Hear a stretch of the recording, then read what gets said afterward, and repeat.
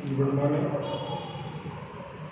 सहसंबंध के चैप्टर के बाद में अब हम नया चैप्टर स्टार्ट करते हैं,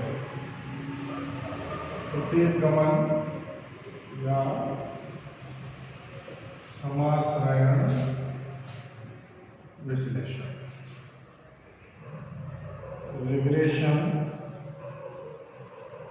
एनालिसिस। सहसंबंध में हमने क्या पढ़ा था कि कोई भी दो वेरिएबल्स, दो चर है, उनके बीच में कितना रिलेशन है, कितना संबंध है, यह जानने के लिए हमने सहसंबंध पढ़ा। लेकिन एक वेरिएबल के बेस पे दूसरे वेरिएबल की वैल्यू क्या होगी। मान लो आपको एक वेरिएबल की वैल्यू दे दी जाए और उसके बेस पे दो वेरिएबल, सेकंड वेरिएबल की वैल्यू कैलकुलेट करनी है, तो वो कैसे कैलकुलेट करेंगे, उसके लिए हम रिग्रेशन एनालिसिस, प्रतीपगमन का प्रयोग करते हैं। प्रतीपगमन में दो रेखाएं रखते हैं, दो इक्वेशन बनती है। कौन सी? एक एक्स और वाई, ठीक है, और एक वाई और एक्स। एक्स और वाई का मतलब क्या है? एक्स जो है वो वाई पर निर्भर है, डिपेंडेंट है, और y क्या है? इंडिपेंडेंट है। तो y और x का मतलब क्या है? y जो है वो x पर डिपेंडेंट है और x जो है वो इंडिपेंडेंट है, मतलब स्वतंत्र। तो इनके बेस पे दो इक्वेशन बनाएंगे। अब जैसे निर्भर और स्वतंत्र कैसे पता लगे? अभी जैसे मान लो एक सीरीज दे दी जाए आपको रेन की, बारिश की, और दूसरी सीरीज दे जाए एग्रीकल्चर, कृषि की, तो कौन किस पे निर्भर है? बारिश कृषि पर निर्भर है या कृषि बारिश पर निर्भर है? तो ऑब्वियसली हम कहेंगे कि भाई कृषि है वो बारिश पर निर्भर है। तो कृषि बारिश पर निर्भर है तो बारिश तो हो गई इंडिपेंडेंट, स्वतंत्र, और कृषि एग्रीकल्चर हो गई डिपेंडेंट, निर्भर। तो ये दो इक्वेशन बनानी पड़ेगी अपने को, एक्स ऑन वाई और वाई ऑन एक्स। अब ये इक्वेशन कैसे बनाएंगे?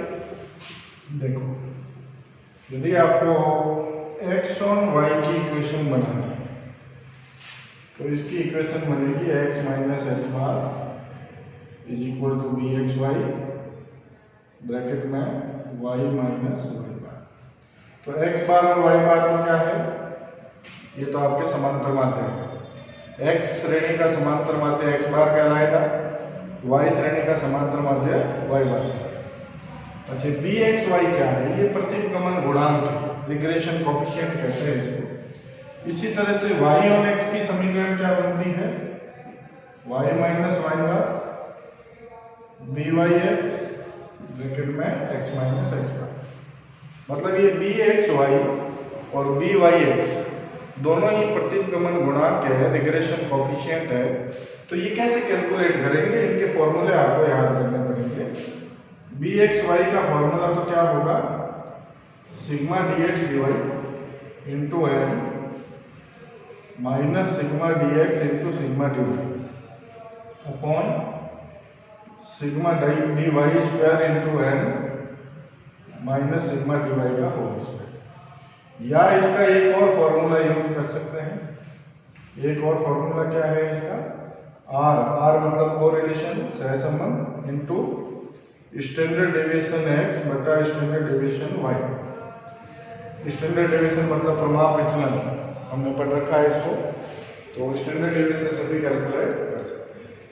इसी तरह से बी वाई एक्स कैसे निकालेंगे? तो बी वाई एक्स का फॉर्मूला बनेगा sigma D x D Y into N minus sigma D x into sigma D upon में sigma D X square into N minus sigma D X का whole square.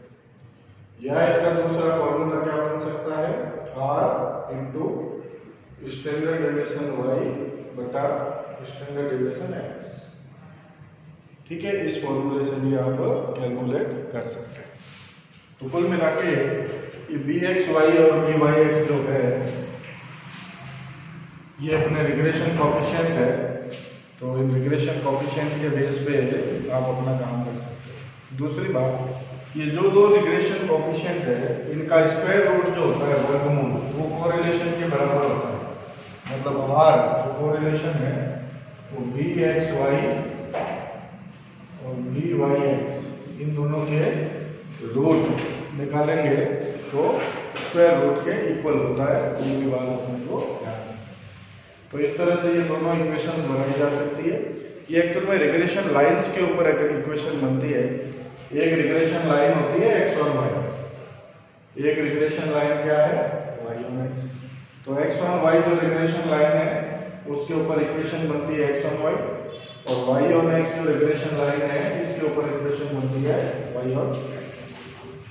अब जैसे मान लो आपको question में why they दिया जाए और पूछ लिया जाए एक्स कितना, वाई दे दे तो वाई इंडिपेंडेंट है ना, वाई दे दिया मान लो, एक्स पूछ लिया तब तो आपको ये समीकरण यूज करनी है।